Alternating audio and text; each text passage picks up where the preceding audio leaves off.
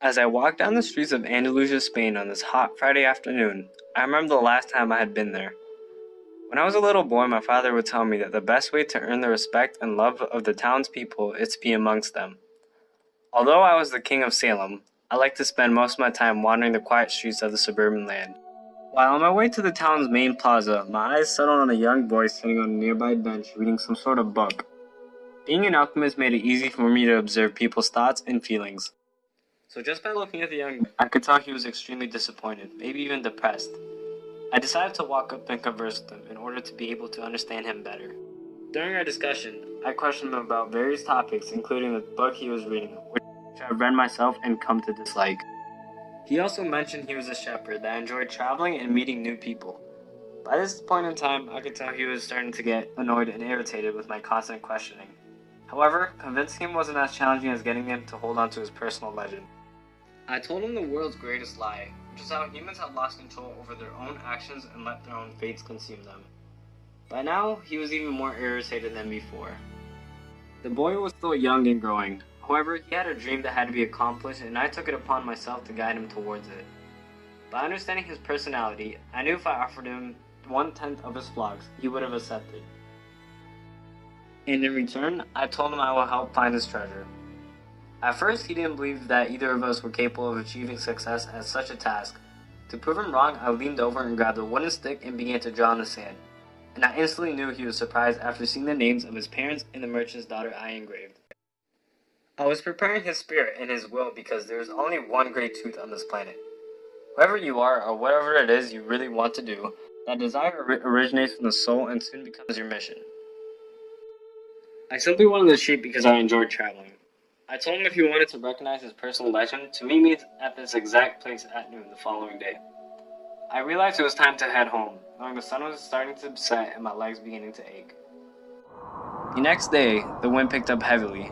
However, I was very surprised to see the boy sitting on the very same bench as the previous day, but this time, he brought his flock of sheep with him. I told him his treasure would be located in the pyramids of Egypt, but in order to find it, he will have to follow the omens which God prepared for him. I opened my cape and revealed my golden breastplate. At this time, the boy was convinced that I was truly the king of Salem. For my chestplate, I took apart a black and white stone called Urim and Thummim. The black signifies yes, and the white signifies no. I handed these two stones over to the boy to ensure he does not forget about his quest. But before he left, I told him a very inspiring story. My family was an experience consisting of my family and I. We lived in a wealthy area, and my father was the king of the... Our palace was known as one of the most safest and respected territories across the country. I told the boy how I came to be who I am today. I started off by saying how I love nature and helping people, spending hours on end wandering around a forest, lost amongst the sounds of birds chirping and the winds rustling through the branches of tall trees. Until one day, our kingdom was invaded, which had never happened before, and since we did not have a trained army, my dad went to go fight in the war. Being a child, I was told to stay back, and although we won the war, my father unfortunately lost his life, which resulted in the king's throne being passed down to me. However, I was not satisfied with this outcome. That very night, I had a dream. This is the exact same dream that had motivated me to become an alchemist. In this dream, I saw a long field spread out as far as my eyes could see. I took this as a sign to go to the same field I had dreamt of. And the very next day, I had set out on my journey. After walking for a few days, I stumbled across a poor homeless man. Feeling empathy for the man, I offered him 1/10 of my gold. Kindly accepting my proposal, the man smiled and walked away. Feeling satisfied and content with helping someone in need, I continued on with my journey. After traveling for a couple more days, I came upon an old village consisting of open fields, big farms, and many animals. Amongst one of the fields, I encountered a shepherd, whose plan was to sell his herd of sheep to a merchant. However, his flock had ran away and split into many different directions. Feeling pity for his circumstances, I decided to assist him with gathering up his herd. From the old church to the big cornfields, I captured the sheep one by one, returning with the flock. However, the shepherd was still upset knowing his most valued sheep was still missing. Searching the entire village, I still could not find his sheep, and the sun was setting. It was a long day of traveling and looking, so I decided to rest. The villagers were kind enough to offer me a place to sleep. Feeling incomplete, I thought about the missing sheep and his family, wondering where he could be and if he was being endangered in any way. Staring into the herd, a magical white light appeared which caused me to lose consciousness. I experienced the same vision I had the night of my father's death, but this time I saw a magenta-colored sheep wandering around the field hopelessly. I quickly got up, packed my bags, and went searching for the field I saw in my vision. Having confidence in my heart, I wandered across many villages, mountains, and valleys. However, I still could not find the field. Feeling discomfort in my feet, I decided to rest on a rock that lay atop a hill. Struggling to walk up the hill, the wind started pushing against my skin. Finally reaching the top, I laid down and gazed at the starry night, when I suddenly heard a voice. At first, I couldn't understand what it was saying. I heard the voice say, "Never give up."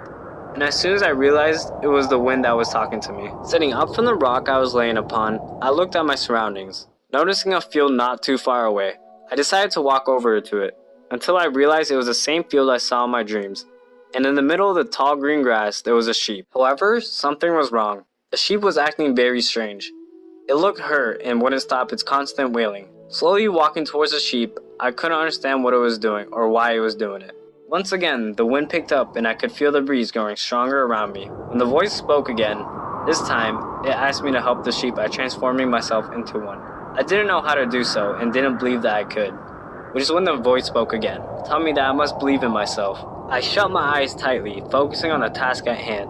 I felt the wind whipping and slashing around me harshly. Picking up its pace, it spun quickly with full force, and I wrapped my arms around my torso as I struggled to keep my balance when it suddenly stopped. With my heart pounding against my chest, I waited a few seconds before opening one eye, then the other, as I looked down at myself to take in my new form. Out of all things I thought I could be, I never pictured myself as a sheep. However, now I was able to fulfill the command I was given. Before I could say anything, the sheep spoke. "I've been waiting for you." I was very confused. He told me that he's been paying close attention to my words and actions, and that every obstacle I've been through was a test that led me to this point in life. All of a sudden, the same white light appeared out of nowhere, shining brightly, making it difficult for me to see. I turned my back and tightly shut my eyes. When the light dimmed and it became dark again, I opened my eyes to see that I've returned back to human form. I looked around for the sheep, however it was gone. Instead, I found a shiny gold chestplate in its place. I picked up this lustrous object and wrapped it around my neck. Tracing my fingers around the grooves, a piece of the breastplate broke off and fell towards the ground.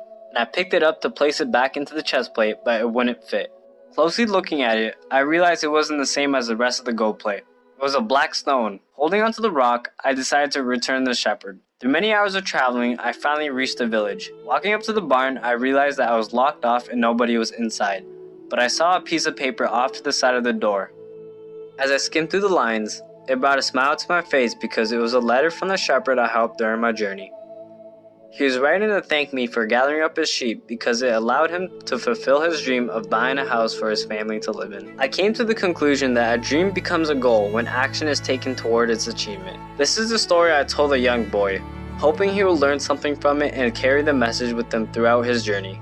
Whenever I come here to the highest point in Tarifa, near the old fort atop its walls, catching a glimpse of Africa and feeling the lavender blow in my face, I remind myself of the boy who had a dream and did not underestimate the power of it. After all, the potential for greatness lives within each of us. I stared deep into the coast, watching a small ship plow its way out of the port, and wondered, how many of them are about to make their dreams into reality?